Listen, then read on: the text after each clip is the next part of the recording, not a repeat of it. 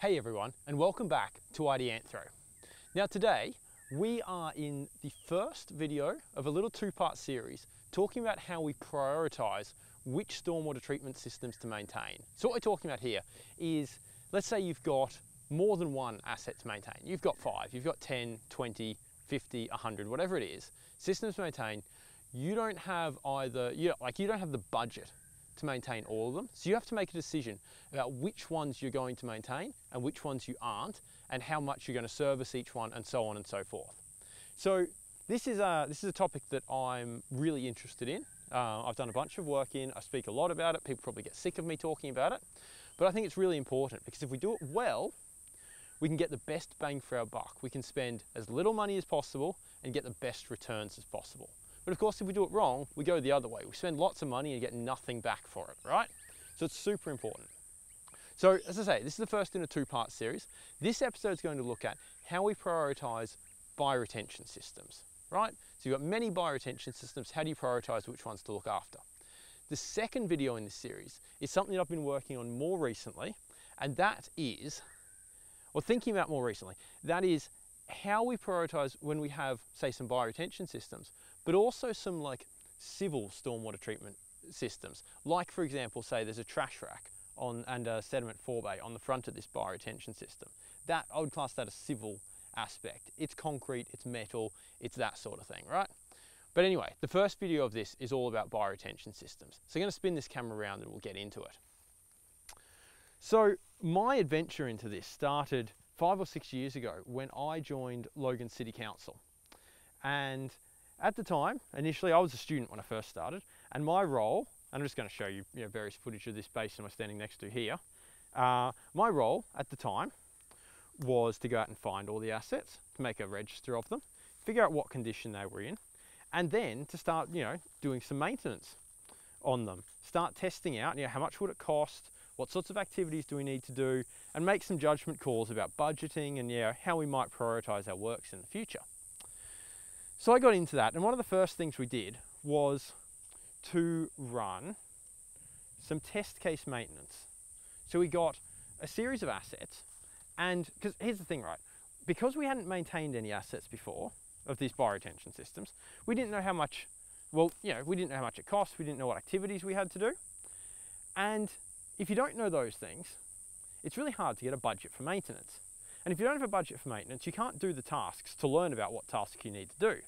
And if you can't do the tasks to learn about what tasks you need to do, you can't make a decent estimate of costs. And if you can't make an estimate of costs, you can't get a budget. And you're stuck in this cycle, right? So to try and break out of it, we ran a few maintenance test cases. But we also wanted to understand a little bit about maintenance frequencies. So, how regularly should we be maintaining these assets? So in that particular instance, we picked 5 bioretention systems at 3 sites.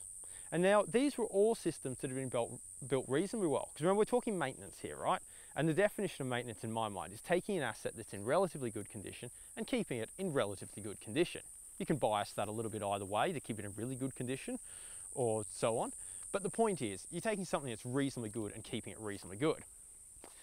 So we found these 5 assets that had been built reasonably well and had been left for about a year. Not maintained, maybe 18 months in some cases. And then we were going to come in and do some works to fix them up initially, and then maintain them for a year and collect data on the types of activities and the types of costs, right? And the thought here was, well, the money that we spend first, up front, is probably an okay estimate of what you're going to need to spend to keep a bioretention system functioning if you just turn up once a year, because these systems had been quite good, they'd been left for a while, and then we turned up again, right? Fairly good indication of that cost. And then, of course, the ongoing money that we were spending over the next 12 months was a fairly good indication of what would happen if we did maintenance regularly. In this case, it was about every 6 weeks or so. And what we found was this. The initial works we had to do involved lots of replanting, it included lots of removing weeds and this sort of thing. Whereas the ongoing maintenance really included a little bit of weed control, just to keep the weeds down, a bit of litter removal, but no replanting, crucially. And of course that meant it was a lot cheaper to come to the systems regularly, do a little bit of work, every 6 weeks or so, than it was to leave the systems, let the weeds get established, let them outcompete the desirable vegetation, and then come back once a year and try and fix it up in one big hit. And we found this situation where we were spending, and these figures were pretty rough initially, and if you want to delve more into the cost of maintenance, you should have a look at a document by Healthy Waterways, specifically the Water by Design team. So Healthy Waterways is a Southeast Queensland based organisation, of which I used to be an employee.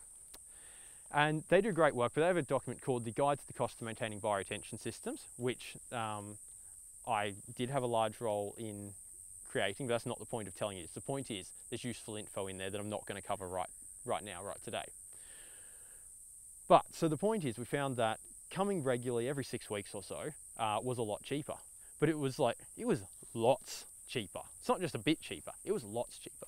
It was literally a case of spending about $5 per square metre of filter media per year. And this basin here's a good example of that. When I say $5 per square metre of filter media per year, it's rained recently here and some quite silty water in this basin.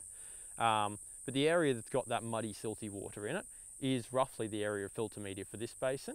But when I say $5 a square metre of filter media per year, I mean you take $5, you multiply it by the area, which you see here as silty water. There's one edge of it near my feet there. Around that side, you can get the area. But it also includes some money to maintain the batters, where you can see all these bright green lamandras going around the edge. So it gives you a figure for the whole system, including batters, but you get it by multiplying $5 by just the filter media area that you see there. So anyway, we found there's about $5 per square metre per year to maintain the bioretention system if we came regularly. But the initial works that we had to spend on each of them were, and this varied a bit more, there's bigger error bars on this, but roughly $50 a square metre a year. And that was because the systems had been let go, because the weeds had got in, suddenly you're spending money replacing plants. Well, you're spending money manually removing a lot of weeds, right, which is a pain in the backside. And then, even more crucially, spending new money replacing plants, watering them in, getting them established, maybe some remulching, this sort of thing, right? So suddenly there's a clear business case. You want to be getting your assets in good condition and keeping them there. And that's where we bring this story back around to prioritisation. I'll spin this round. So we bring it back around to prioritisation. So you've got a bunch of assets. Let's imagine you have 10 bioretention systems. No, we're going to make this number easier for me. 8 bioretention systems. And 2 of them are in really good condition. 2 of them are in pretty good condition. 2 of them are poor, and 2 of them are awful, right? So you can imagine this as a scale. 2 good, 2 reasonable, 2 a bit dodgy, and 2 really dodgy, right? Well, of course, if we know that it's cheaper to keep assets in good condition than it is to repair them, then if you've only got money, if you only got part of the money that you need, of course you should start with the assets that are already good and keep them there. Because if you keep them there, they'll perform all their functions and you only have to spend a little bit of money. And then you come down the list. Then you come to the assets that maybe need a little bit of work, and you do that little bit of work, you bump them up to the next category, and then you keep them there. And then you come down to the next category. You can see where I'm going. When it comes to maintaining bioretention systems, and I suspect this applies to all other sorts of natural-esque systems, you prioritise looking after the ones that are in good condition and keeping them there, and then you come back to the dodgy ones. Because the dodgy ones are unlikely to get any worse, right? They've already failed. That system's, or the weeds have already taken over. Once they've taken over, they can't take over anymore, right? They've taken over, they've killed the desirable plants, and those plants are dead. So if you have to spend $50 a square metre now, you're going to have to spend $50 a square metre next year fixing it up, right? So if you've got to make a decision about what to maintain the good stuff, keep it there, because whether you fix up that bad system this year or next year or the year after, it's still going to be roughly the same cost. Now, right, some problems can escalate, and you should be aware of that. And these aren't hard and fast rules for every circumstance. But as a general rule, keep the good stuff good, then fix up the bad stuff. And that's it for this episode of Ideanthro. This is my mantra when it comes to prioritisation of vegetated stormwater assets. It's served me well to date, and I hope it will serve you well.